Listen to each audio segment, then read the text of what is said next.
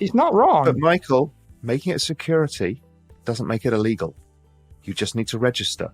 And if you register, you can do as you wish within the securities laws. So it doesn't actually make a difference. It's not like, oh, everything's illegal. It's like, no, you need to register it as a security and operate within guidelines of the administration that you're in. Yeah, the point is all the exchanges where these things are trading are not registered with the SEC, and the DeFi exchanges are not registered with the SEC. So the only way they avoid complying with SEC laws is by maintaining that they're commodities as opposed to securities. And as soon as they're deemed as securities, that means that the DeFi exchanges have to shut down. I think that's pretty clear. XRP, Raoul Pal and Michael Saylor just revealed SEC Truthbomb. The million-dollar question is tabled: is XRP a security?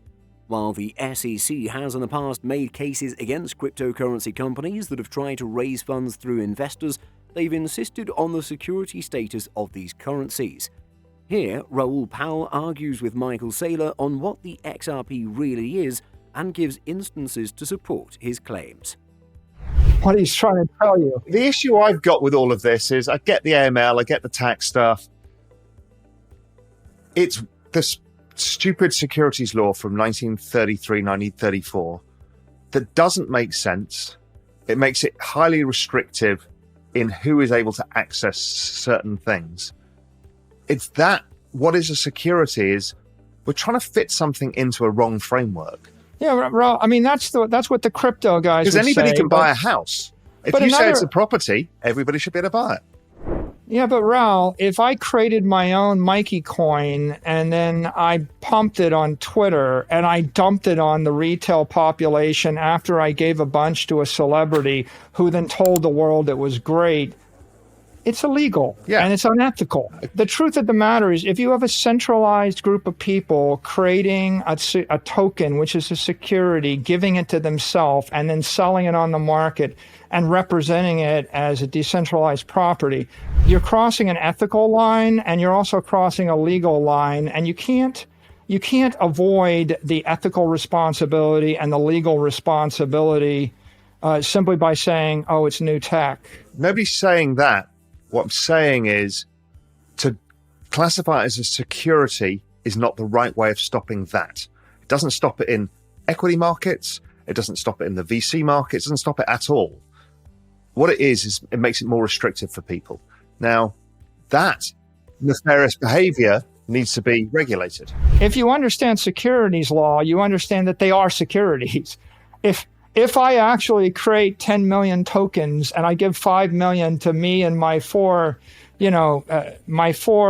compatriots, and then we start marketing the rest, and we do it without a registration statement, without disclosing who owns the security, it is a security. You are violating securities law. The law is black and white. And so the only people that think it's not a security are people that don't know the law. So far, there's been an ongoing lawsuit with the SEC on whether XRP is a security or not, and only recently reports outlined that the SEC filed that the XRP is not a security. Raoul Pal then argues that making XRP a security rather makes it restrictive, against the idea of why it was created, where interested buyers can have unlimited accessibility. Saylor, in the interview, holds the position that XRP is a security, which makes it illegal, following the fact that numerous people that say it is not a security do not understand what the term security really means. Right. If you look at everybody in the crypto space outside of Bitcoin, I think that most of them have never taken a company public. They don't have general counsels, right? They don't understand securities law as it stands. Like, I can't go, it would be inappropriate and unethical and illegal for me to go and give 1 million shares of MicroStrategy to a quarterback and then have him stand up and say, MicroStrategy coin is the future on Twitter, right? The whole point of securities laws is I have to disclose that via an 8K. There's all sorts of obligations. And the reason why is because I've diluted every other security holder, and that guy's making a representation that, that is closeted in another situation.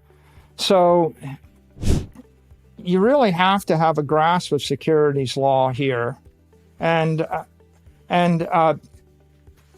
the person who's actually most informed on securities law, who is also most informed on crypto, is Gary Gensler. He actually knows more about cryptos than just about anybody I know in the crypto space. And he also knows more about securities and commodities law than anybody in the crypto space. And he has said on no less than 4 occasions, I quote, "There are a small number of cryptos that are not securities, but very many of them are," unquote. Right? You couldn't be clearer than that. Raoul Pal argues that given the general instability of the financial markets as well as the operations of banks, the XRP gives a sense of ownership against the faux pretense that everyone owns something of the financial market. The XRP can be held by anyone at any time and anywhere, and people will use it for direct transfer payments. What does that mean? So let's say that you have to register, right? Like everybody else does with a share offering. What is the issue? It means that you literally have to register who owns the stuff. But what's wrong with that? Well, there's nothing wrong with it. That's the ethical, legal way to do it. The point is, that's not what's happening right now, Raoul. No, and that changes. Fine. The point being is I just think it's the wrong discussion because it doesn't matter. So let's say they regulate. So we all have to do it like Real Vision does or MicroStrategies does. We all have to register. Everything gets put down. There's a certain framework that is not based, that has an understanding of what digital assets are, and that people to operate or offer these things have to go through some regulatory framework. I mean, that's normal, right? Well, what you're missing, Raoul, is that if they're securities and you have to register them, then it's either unethical or illegal for most political jurisdictions and most people to own them or trade them. Right? What happens is, like, for example, it's illegal for a congressperson to promote a security. It's unethical. So what you're going to find is that a lot of the crypto industry structures simplify in a rapid fashion, and you don't really need that many, right? You need very few. You don't need the 10,000. You probably need the one. Where Raoul Pal supports his stand that XRP remains an altcoin, Michael Saylor says against the altcoin that it is a security which inadvertently affects how it is perceived by investors against Bitcoin. For example, he notes how Gary Gensler describes that for coins to remain legal, they need to fail the Howey test. Passing the Howey test only makes them securities like ETH when it was first promoted in 2014. Unlike Bitcoin, Saylor suggests that these altcoins have more risks and they could crash at any time because they're only low-risk and low-reward coins which have no stake proof.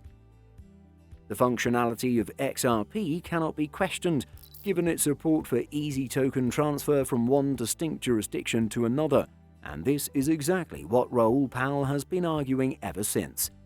The truth remains that XRP is not a security, which could see higher interest rates in the coming years. Like, share and subscribe to the channel to get more juicy content coming your way.